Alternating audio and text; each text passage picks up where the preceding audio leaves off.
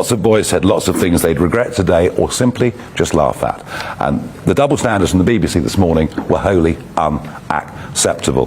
Now, a generic question cropped up in an article in the Times that popped up to my surprise last night, which basically said that people within Reform were advising me that I should reach out to Robert Jenrick. And I get people in Reform urging and advising me every day to reach out to sporting figures, to reach out to business figures, to reach out to media figures, to reach out to political figures, and have one or two suggested I should reach out to Jenrick.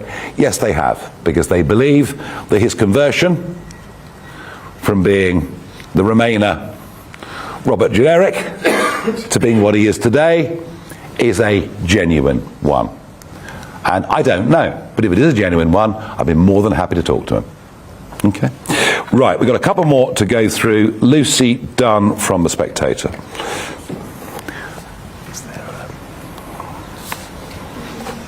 Hi, Nigel.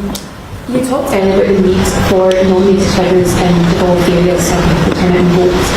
So, in that case, why wouldn't you choose and announce leaders of the Welsh and Scottish Reform parties ahead before the Senate election? Are you worried about being overshadowed? And just oh, please. Please. The one has received obviously every information. What are you going to spend on? You clearly think I'm some sort of narcissistic loon, you know, who won't allow anybody else in the party to have any profile at all. If you actually watch broadcast media, you know, you'll see I rarely appear now. I'm more than happy, you know, for Richard Tice, for Zia, Lila Cunningham, for others, David Bull, for others, to go out and appear on, you know, TV debate programmes, phone-in radio. Sarah does quite a bit of it too. Danny a bit less so because he's behind the scenes working on, you know, our big plan going ahead. I want as much talent in the party as possible, and I absolutely can't wait for somebody who's better looking, younger, more intelligent and more articulate than me. And when that person comes along, I will recognise it and I will know it and I'll be delighted because I can get back down the pub or do whatever else I want to do. But for the moment, I'm going to spearhead this, I'm going to lead this, and I've got 30 years of experience and nobody else in Britain knows how to start and build a political party from scratch. If Jeremy Corbyn and Zara Sultana had come to me, things might have been very different for their organisation. I'm in Scotland on Saturday, and I think there'll be a story or two that your magazine will want to cover. Midday, Saturday, Falkirk, McDonald Hotel. See you there. Archie Earl from Unheard with 3 more.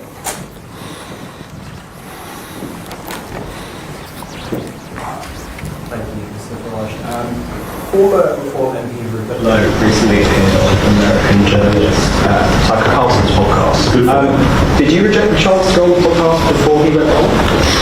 I've known Tucker for a very, very long time. I used to appear quite regularly on his Fox News show. He even once said I was his favourite foreigner. But relations between us have cooled a little in recent times. Thank you. Rowena Mason from The Guardian.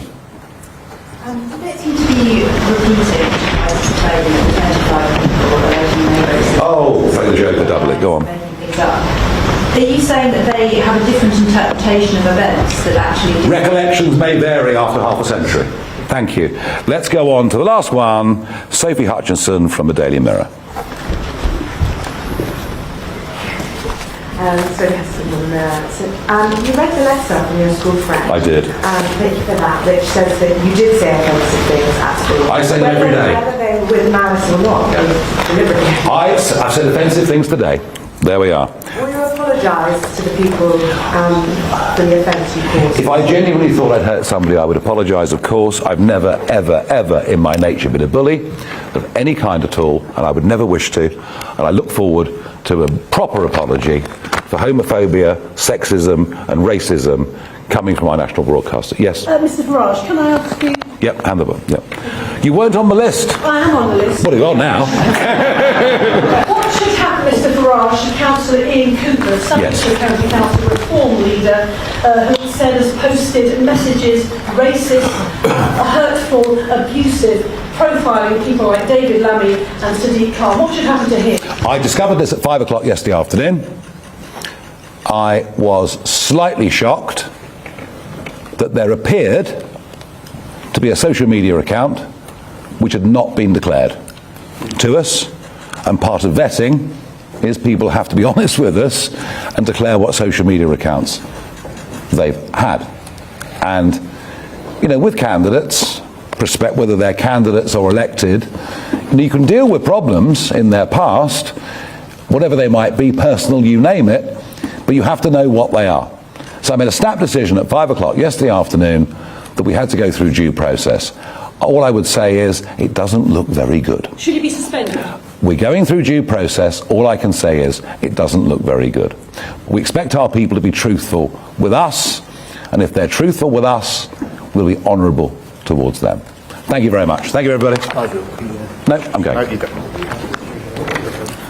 Wow. Sorry.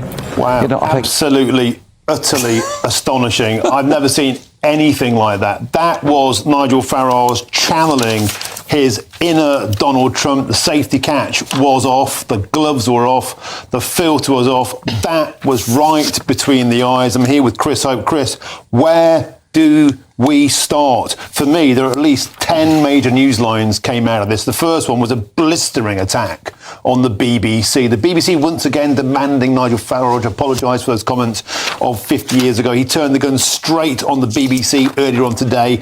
Emma Barnett asked Richard Tice about the comments, was Hitler right? Nigel Farage steamed into the BBC demanding they apologise for their output in the 1970s, the black and white minstrels, the homophobia.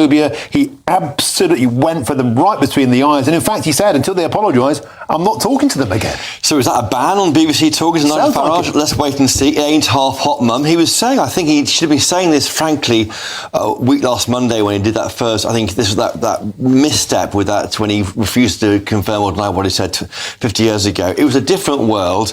People were cruel at school, and he had a letter there. He read it out, letter, didn't he, from a school friend? He said he had letters willingly from half a dozen former classmates at Dulwich College supporting Nigel Farage. That's of course, right. This one was from a Jewish schoolmate. And one of them saying there that yes, you know, it was offensive what was said amongst school boys, probably including Farage in that, but it wasn't with malice, and that's the key point. And he was trying to put into context by naming. He also named Bernard Manning on ITV, and he named also Love Thy Neighbour with Alf Garnett. That was on ITV. So it says it was on the main broadcasters. It was very fruity and difficult language for modern day Britain. Because the ITV questioner there tried